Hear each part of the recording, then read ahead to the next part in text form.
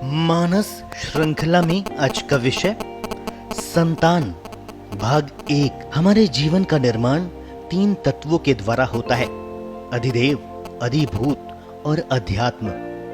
3 ही प्राणों की इसमें मुख्य भूमिका रहती है, ऋषि प्राण, पितृ प्राण और देव प्राण।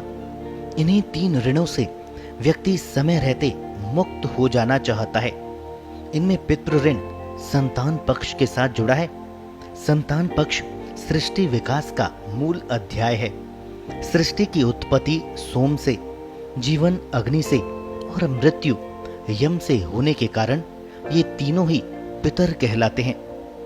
इसी प्रकार पिता सहित पिछली 7 पीढ़ियां भी पितर श्रेणी में आती है। हमारे शरीर में इन 7 पीढ़ियों के अंश रहते हैं। प्रतिमास हमारे शरीर में चंद्रमा से 28 सह आते हैं। इनमें से पिता के 6 सह होते हैं, शेष अन्य पूर्वजों के। चंद्रमास 28 दिन का ही होता है। स्त्री शरीर की प्रजनन संस्था का संचालन भी चंद्रमास से होता है।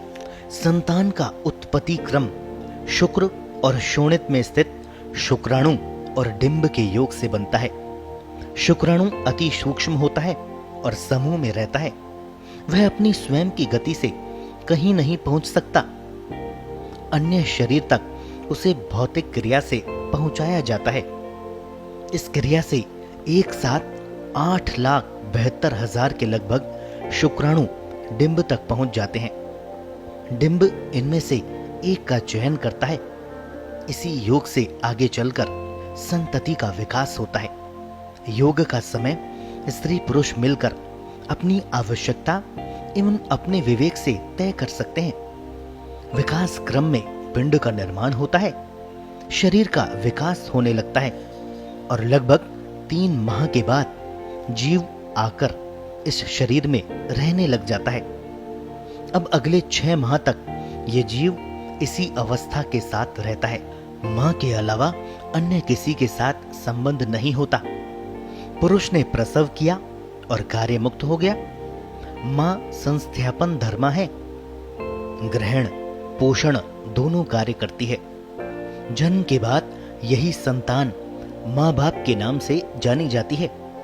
जबकि जीव को माता पिता पैदा नहीं करते, उसके रहने के लिए घर का निर्माण करते हैं। ये जीव भी अपना स्वतंत्र भविष्य एवं कर्मफल साथ लेकर आता है।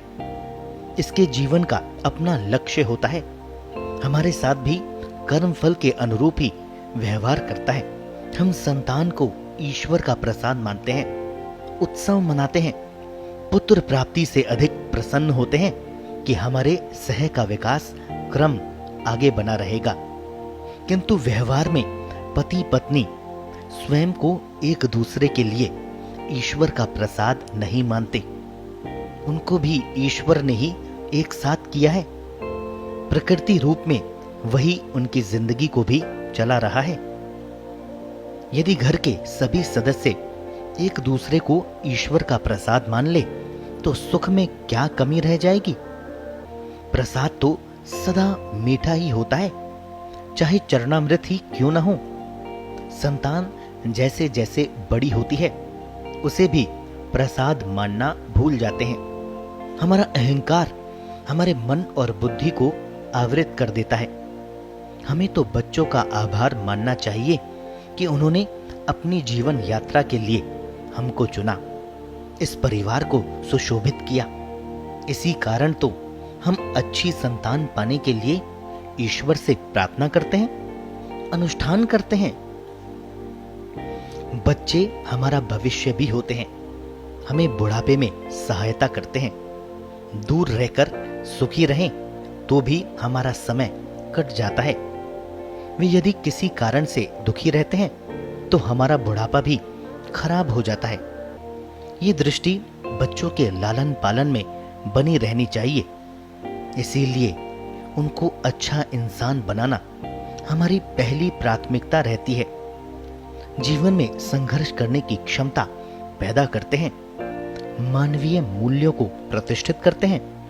औपचारिक शिक्षा अपनी जगह है, वह पेट भरने के लिए दी जाती है, वहां जीवन जीना नहीं सिखाया जाता। संस्कारों की चर्चा शिक्षा में नहीं होती। आज तो धार्मिक शिक्षा भी मात्र प्रवचनों के सहारे चलने लगी है। धर्म तो प्रयोग का मार्ग है, रूपांतरण का मार्ग है। हर व्यक्ति जन्म के साथ अपना वर्ण लेकर पैदा होता है। ब्राह्मण, क्षत्रिय, वैश्य अथवा शूद्र, ये जाति नहीं है।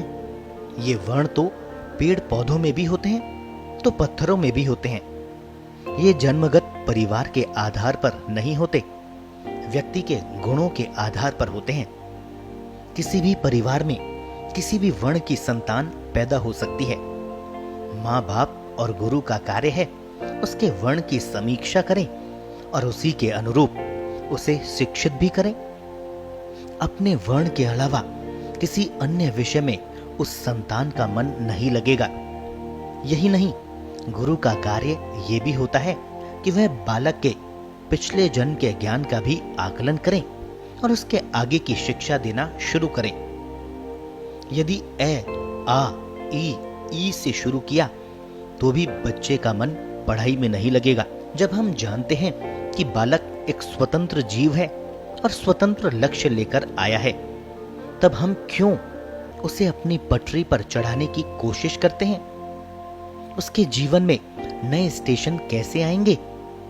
हमारा कार्य उसकी जीवन यात्रा में सहयोग करना मात्र है, ताकि वह हमारे परिवार में रहते हुए अपने लक्ष्य की प्राप्ति कर सके। वह अपने मार्ग का स्वयं निर्माण कर सके। कहा भी है कि लीक लीक गाड़ी चले, लीक ही चले कपूत, लीक छोड़ तीनों चले, सायर सिंह सपूत। हम उनका निर्माण यदि इस दृष्टि से करें, उनको प्रेम और क्षमा का मार्ग दें, उनकी प्रशंसा करें एवं अपने कार्यों से प्रेरित करते रहें तो काफी होगा। हम उनकी जीवन शैली को स्वीकार करें, ये पहली आवश्यकता है। जब तक उनकी पटरी का निर्माण नहीं हो जाता, हम मार्गदर्शक बने, सहयोग करें। आज माता पिता स्वयं व्यस्त रहना चाहते हैं। बच्चे टीवी, फोन, मित्रों आदि के सहारे बड़े होते हैं।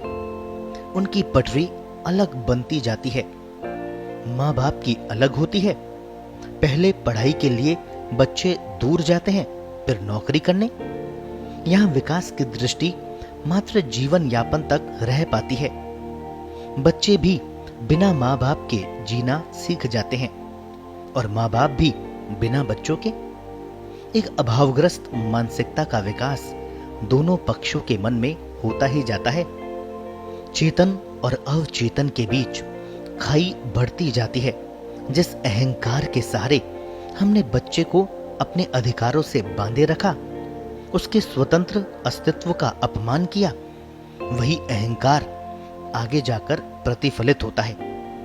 सारा कुछ अपने ही कर्मों का फल होता है। संतान की कोई गलती नहीं होती।